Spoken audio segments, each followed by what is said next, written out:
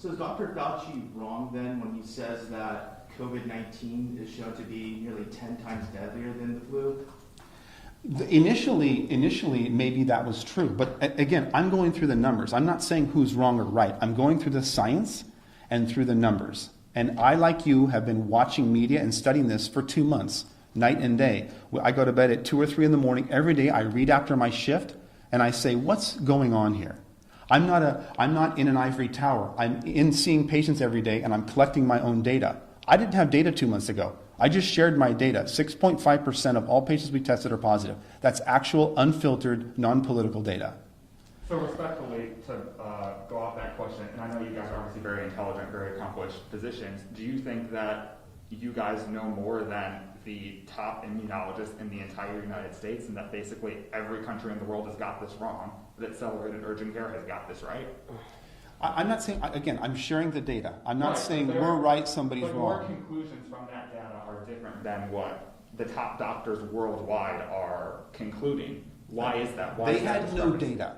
The data is coming in. The World Health Organization and the U.S. government has no data. No, I'm saying you have to give the virus time.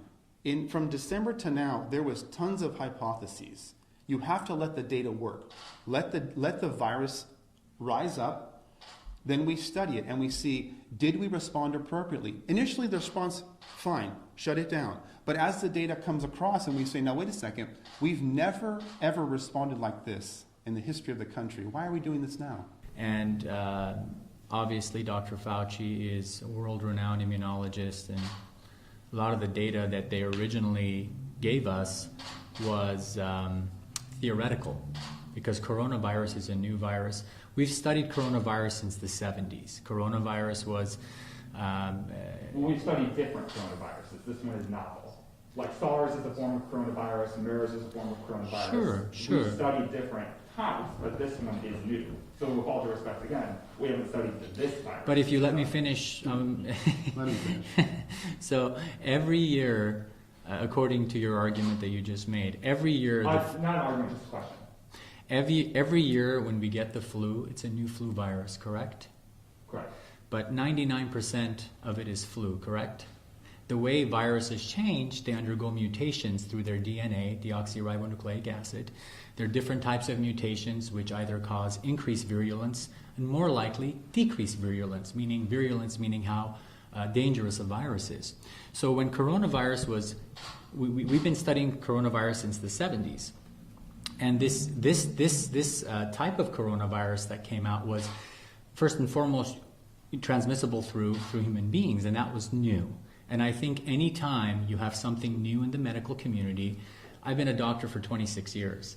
Anytime you have something new in the community, the medical community, it sparks fear.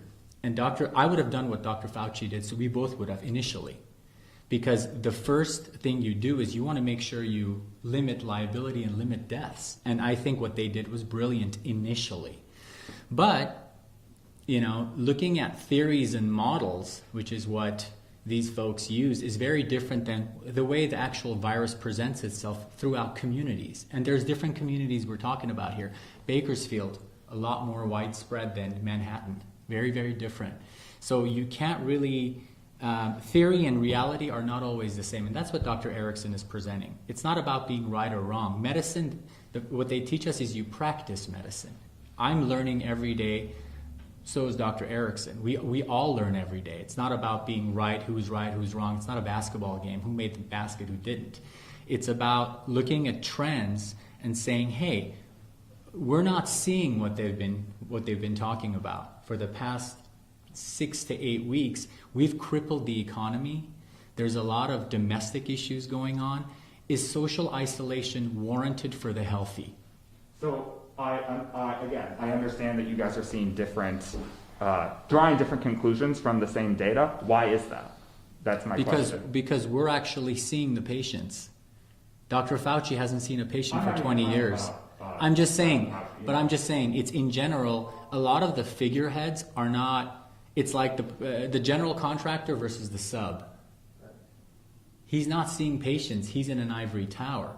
And we have a world of respect for him. He's a world-renowned immunologist. Two different things. He's an academic. We've dealt with academics all of our life. I did surgery at USC and Loma Linda, all academics.